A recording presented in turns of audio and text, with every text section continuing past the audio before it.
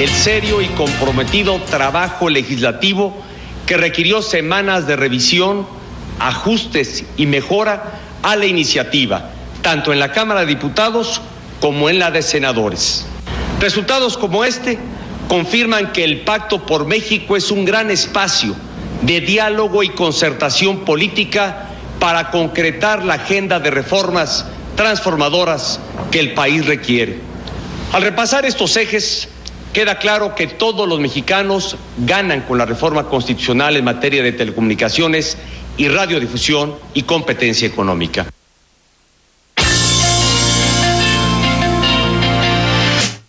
Y estamos en el camino de una nueva estructura institucional que será la base firme de un conjunto amplio y detallado de acciones de política pública para impulsar a México en la ruta del desarrollo apoyados en las telecomunicaciones.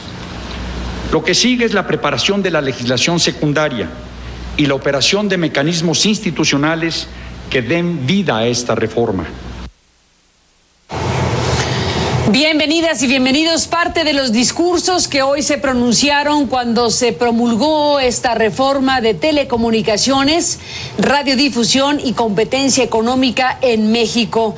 Hablemos de ello con un experto en la materia esta noche. Gracias a Gabriel Sosa Plata, profesor de la Universidad Autónoma Metropolitana, columnista y experto en esta materia. Gracias por estar aquí, Gabriel, nuevamente. Al contrario, Carmen. Hemos seguido, desde luego, pues todo este proceso de discusión, de análisis que en tu caso has hecho para los medios donde colaboras. Y bueno, pues ahora en CNN esta noche, una vez que se presentó ya esta ceremonia, hoy ya México tiene una reforma constitucional en estas materias, competencia económica, radiodifusión y telecomunicaciones. Después de un larguísimo periodo en la historia del país donde se discutieron muchísimas cosas en este tema, finalmente quedó esta reforma. Falta, como bien se dijo, las reformas secundarias, pero por lo pronto la constitucional en estos tres ejes está ya promulgada el día de hoy. ¿Qué importancia tiene? ¿Cuáles son los ejes principales de esta reforma que incluye todas estas cosas que se mencionaron? Pues es una reforma, como bien lo dices, Carmen, una reforma histórica. Desde los años 80 México anhelaba una reforma en materia de radiodifusión y telecomunicaciones y se dieron las condiciones ahora a partir de la generación de este Pacto por México. Pensábamos que no iba a suceder esto, Carmen, hay que decirlo con claridad, sobre todo porque Enrique Peña Nieto, lo sabemos, llegó con el apoyo de las televisoras y pensábamos que más bien iba a trabajar a favor de ellas. No significa que ya sea una batalla ganada, evidentemente, como bien lo dices, viene también esta ley convergente, esta ley secundaria que tendrá que aterrizar algunos, o leyes, claro, varios de estos principios fundamentales. ¿Por qué decimos que es una reforma histórica, Carmen? Por varias razones, porque sin duda implicará un cambio de modelo de la comunicación aquí en nuestro país, mediático, de las telecomunicaciones, de acceso a las nuevas tecnologías. De entrada, pues se crea este Instituto Federal de las Telecomunicaciones, un órgano autónomo. Imagínate, Carmen, el cambio que representa el hecho de que ahora las concesiones, la revocación de concesiones, las maneje un instituto autónomo, cuando siempre fue un sistema que le permitió, obviamente, durante los más de 70 años al PRI, utilizarlo con el fin de premiar o castigar a sus adversarios políticos. El tema de las concesiones era fundamental porque ahí partía parte de las alianzas históricas que tenía particularmente con un grupo de empresarios en nuestro país. Y ahora lo va a manejar un instituto autónomo. Autónomo del poder político. Eso es lo que se va a buscar, evidentemente, porque también los procedimientos hay que buscar, claro, que se manejen con transparencia para que no lleguen ahí, obviamente, representantes de la industria que manejen las cosas pues a su conveniencia, ¿no? Representando estos intereses. Quedó ese punto centralísimo, desde luego, de este IFETEL, como le han llamado, órgano autónomo constitucional. Encuentras que los requisitos, los elementos que se tendrán que considerar para el nombramiento de quienes serán parte de este colegiado, de este instituto que tendrá un gran poder. Claro. ¿Lo encuentras blindado? ¿Encuentras que viene bien en términos constitucionales? Porque es un gran poder que si no está bien resuelto puede tener grandes problemas también. Claro, y como lo advirtió el mismo presidente de la Comisión... Si resulta capturado por los reguladores, por los regulados, no, pues, gran problema. ¿Crees que está blindado frente a ese riesgo? Pues eso es lo que se va a buscar evitar. Incluso en estos días el presidente de la Comisión Federal de Competencia, Eduardo Pérez Mota, dijo, pues bueno, no significa que esté plenamente blindado. Por eso la sociedad, la academia, los expertos, en fin, ¿a quién se le da ese poder? Pendientes, claro, de quién finalmente va a llegar. Mira, creo que es lo mejor que se pudo haber buscado, Carmen, la fórmula que finalmente está planteada en esta reforma constitucional. Se busca de que salga de una terna que va a pasar por un proceso de exámenes, en fin, pero esa terna le va a corresponder elegirla a órganos autónomos también.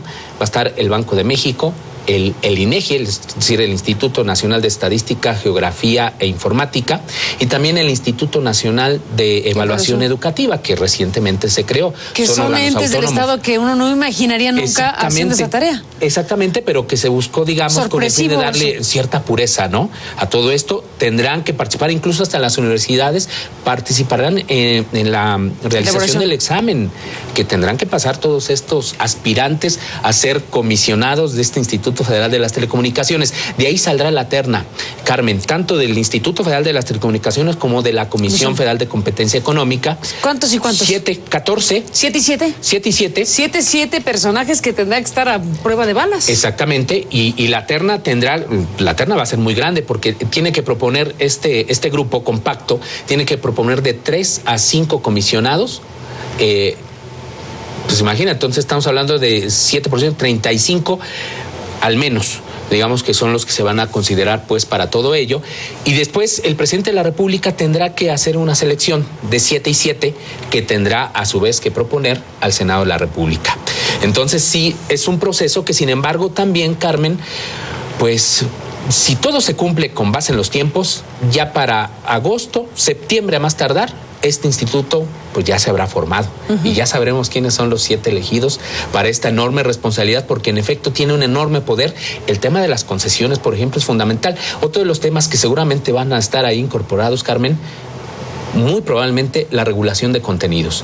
La industria se ha opuesto a que este instituto también regule contenidos, pero ya le están dando atribuciones aquí. ¿Qué significaría regular contenidos? Porque es un terreno siempre muy pantanoso. Sí. Y aquí ¿en qué están pensando? ¿Qué dice la ley? Bueno, la ley dice que este instituto va a tener atribuciones para vigilar lo que es publicidad y contenidos dirigidos a la población infantil, Carmen, lo cual me parece muy bien. Pero también tendrán que revisar los límites en cuanto a la publicidad comercial de radiodifusión, obviamente en este caso. Entonces, o sea, contenidos comerciales, no contenidos editoriales ni noticiosos. No. Estamos hablando de regulación para contenidos infantiles. Infantiles y máximos de publicidad. A eso se refiere el tema de los contenidos. Actualmente en la reforma constitucional. Pero también hay que preguntarse si el modelo que México quiere es que siga siendo vigilado por la Secretaría de Gobernación a través de la Dirección General de Radio, Televisión y Cinematografía, por ejemplo, porque eso es una atribución que actualmente tiene. Entonces, ¿cómo va a estar dividido? Por una parte vamos a tener al instituto vigilando estos temas, pero vamos a seguir teniendo a Secretaría de Gobernación también vigilando los contenidos, Carmen. Esta es una pregunta que se van a plantear obviamente los legisladores en esta reforma que presentó en su momento, la reforma integral que presentó el entonces senador Gustavo Madero y el entonces diputado Javier Corral. Pues se hablaba de la pertinencia de pasar la Dirección General de Radio, Televisión y Cinematografía al Instituto Federal de las Telecomunicaciones. O sea que hablamos de retos realmente importantes. Importante, sin duda, todo lo que viene. Gabriel Sosa Plata, déjame hacer una pausa y regresemos. Otro ángulo, no el único, hay muchos ángulos, pero otro muy importante tiene que ver con la inversión extranjera. 100% se permitirá en telecomunicaciones y hasta 49% en radiodifusión. Y eso ya puede aplicar. Ya, si mañana se publica en el Diario Oficial, el próximo, mañana esta semana, martes, miércoles, ya los inversionistas pueden hacer hasta el 100% en telecomunicaciones, 49% en radiodifusión y bueno, pues el 100% incluso también en vía satélite. En comunicación vía satélite también se permite el 100% de inversión extranjera. Volvemos en este análisis de esta reforma, telecomunicaciones, radiodifusión y competencia económica. Volvemos. Gana la población porque además de disfrutar de los beneficios de la era digital, tendrá acceso a productos y servicios de mayor calidad y a mejores precios. Ganan las empresas porque podrán ser más eficientes al contar con mejores insumos y a menores costos. Gana México porque un sector de telecomunicaciones moderno y mayor competencia económica en general, toda la economía será más productiva y más competitiva internacionalmente. Continuaremos los esfuerzos para que la competencia económica y la modernización del sector de las telecomunicaciones nos permitan democratizar la productividad y con ello elevar la calidad de vida de las familias mexicanas. Estamos haciendo del pacto una forma de darle rostro a la normalidad democrática, a demostrar a la sociedad que no obstante las diferencias, el clima de pluralidad propio de toda democracia hace posible o debe hacer posible que el país avance y se acrediten resultados. Este logro histórico que representa la aprobación de esta reforma en materia de competencia económica y de telecomunicaciones. Aprobar una reforma como esta requirió una amplia mayoría legislativa de los diferentes partidos políticos a quienes les hacemos un merecido reconocimiento, a los diputados federales, a los senadores y a los diputados locales. Esta reforma nos demuestra lo que podemos construir, lo que podemos alcanzar cuando por encima de nuestras diferencias hacemos compromisos y cumplimos nuestra palabra. El Pacto por México, hay que recordarlo, es el mejor vehículo para concluir nuestra dilatada transición y para fortalecer el Estado democrático. Con la reforma se amplían los derechos ciudadanos en la Constitución porque se reconocen los derechos de las audiencias y de los usuarios. Es en sí misma el cumplimiento de lo señalado en el pacto cuando se refiere a someter y regular a los poderes fácticos por las vías institucionales. Por primera vez se le dan dientes, como se dice coloquialmente, al Estado para regular la economía y propiciar la libre competencia y el crecimiento equilibrado y equitativo. Con el pacto ha surgido en el país un optimismo razonable. Los mexicanos no solo perciben que sí se puede, están constatando que juntos sí podemos.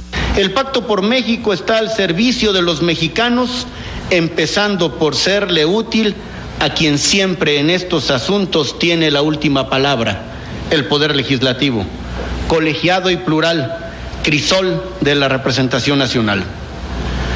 Así ha quedado acreditado en la trascendente reforma de competencia económica y telecomunicaciones que hoy se promulga.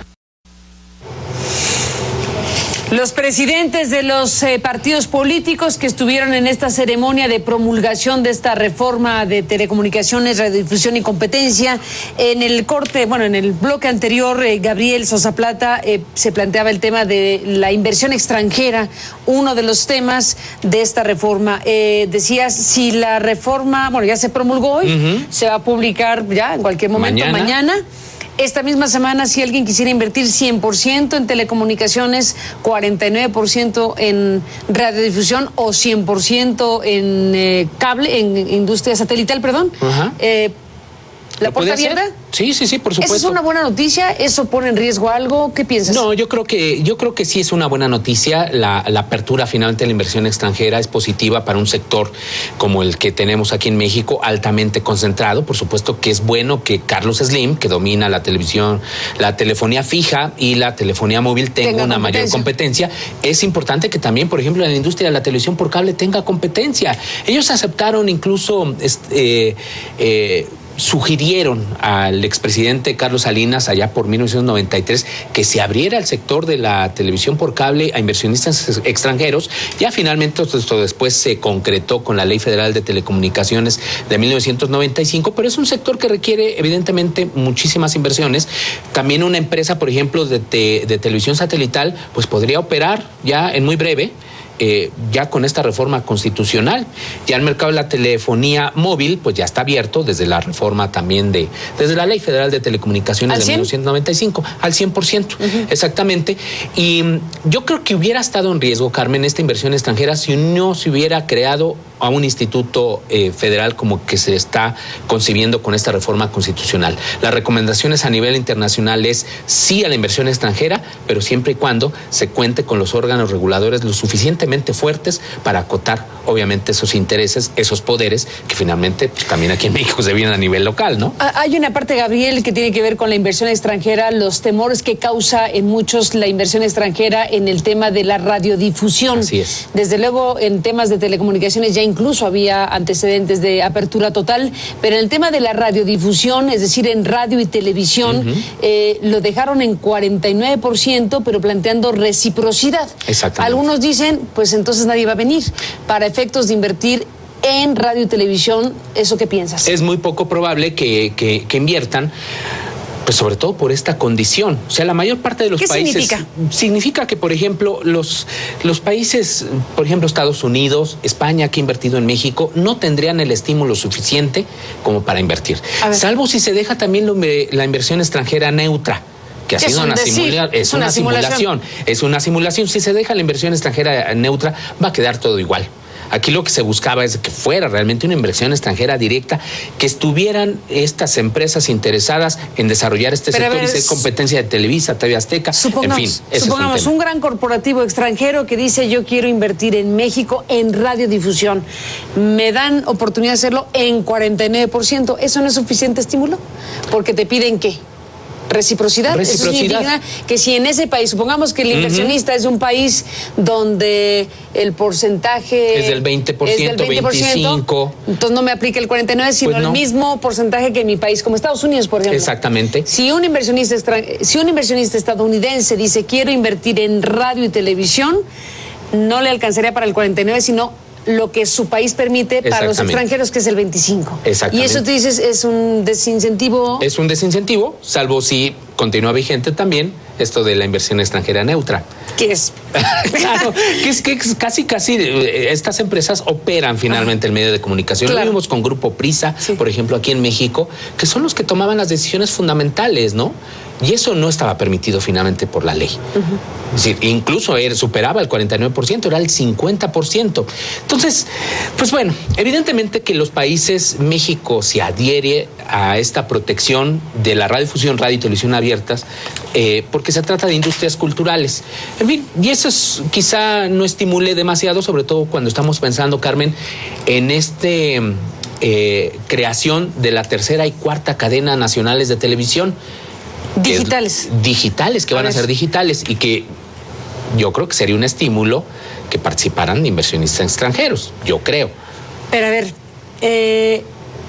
esa tercera y cuarta cadena digital de televisión que está planteada como un asunto en la ley, está asociada a que el apagón analógico siga su curso. Exactamente. ¿O no? Porque aquí ya vimos el caso Tijuana, que lo suspendieron, claro. que lograron suspender asociando el tema a la cuestión electoral, y una fecha que estaba planeada para el apagón, se dio el apagón y se revirtió el apagón en algo insólito, en la primera ciudad de México y de América Latina que se daba este apagón analógico. Si lograron posponer, se dice, los grandes poderes fácticos, si pospusieron el apagón analógico de esa ciudad, bueno, no sabemos si eso significa la señal de que a lo mejor pueden hacerlo con el resto del proceso, ¿crees? Eso pudiera darse. Si eso pasara, entonces ¿cuál tercera y cuarta cadena digital? Claro, no sería un estímulo sobre todo para estos inversionistas. ¿Está en riesgo eso? Pues sí, evidentemente que sí se pone en riesgo, por eso hay que cumplir las fechas que también se establecen en esta reforma constitucional, que se dice que el apagón analógico en México se dará el 31 de diciembre de 2015 más tarde. ¿Vuelven a ponerlo aquí? Aquí lo vuelven a decir, exactamente, y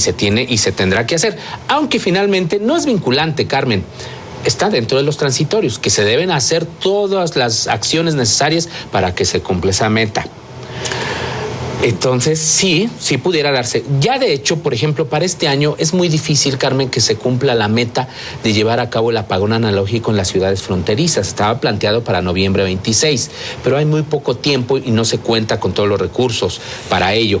Así es que seguramente hasta los primeros meses del próximo año se cumplirá la meta que estaba planteada para finales de este año.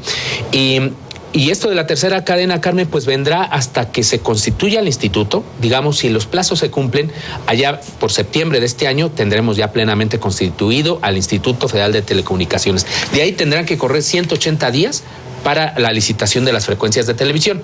O sea, 2014, 2015, si bien nos va, para generar competencia de televisión en México. O sea que, bueno, todavía falta un rato. Gabriel Sosa Plata, déjame hacer una pausa y regresamos. Nos faltará mucho tiempo para seguir escuchándote en los puntos específicos de esta reforma. Déjame hacer una pausa y regresemos. Está también la Comisión Federal de Competencia Económica. Claro. ¿Qué dientes le pusieron a esta Comisión de Competencia después de la pausa? Se acabó el tiempo, Gabriel. ¿Con qué te despides? Yo dejé el tema de la Comisión de Competencia. ¿Qué dientes, qué cosa nueva hay en la Constitución? Pues también muy importantes, Carmen, porque le dieron más dientes, evidentemente, como se dice aquí coloquialmente en México, a esta Comisión Federal de Competencia Económica, que incluso va a tener atribuciones para obligar a las empresas a desinvertir, es decir, a partirse, si son muy grandes. Si es monopólica la actuación, exactamente. Entonces, tiene esa capacidad. Esas estructuras económicas. Exactamente. Esto en el caso, digamos, de otras actividades no ligadas a radiodifusión y telecomunicaciones, porque hay que decir también a los televidentes que para el caso de competencia económica en materia de radiodifusión y telecomunicaciones, estas atribuciones se las pasaron completitas al Instituto Federal de las Telecomunicaciones. ¿Un superinstituto? Un superinstituto. Entonces, imagínate, va a regular tienen que elegir muy bien quiénes lo van a dirigir. Concesiones, incluso contenidos, en fin, ahí está parte importante del desarrollo del sector de las telecomunicaciones en México. De ahí la importancia de que este proceso que va a llevar a la elección de los comisionados pues sea totalmente transparente y participe la academia, la sociedad civil, de que la sociedad realmente se meta en estos temas, porque tiene que ver con mejores tarifas, más diversidad, más pluralidad, más competencia en general. Mucho Carmen. de por medio va. Gabriel, gracias por estar aquí para conversarlo. Al contrario, Carmen. Gracias. Vendrán tiempos para seguir analizando lo que venga, porque vienen las leyes secundarias y veremos qué pasa ahí. Muchos detalles, Carmen. Gracias, Gabriel, y gracias a usted que nos permitió acompañarles. Pásala bien. Hasta mañana.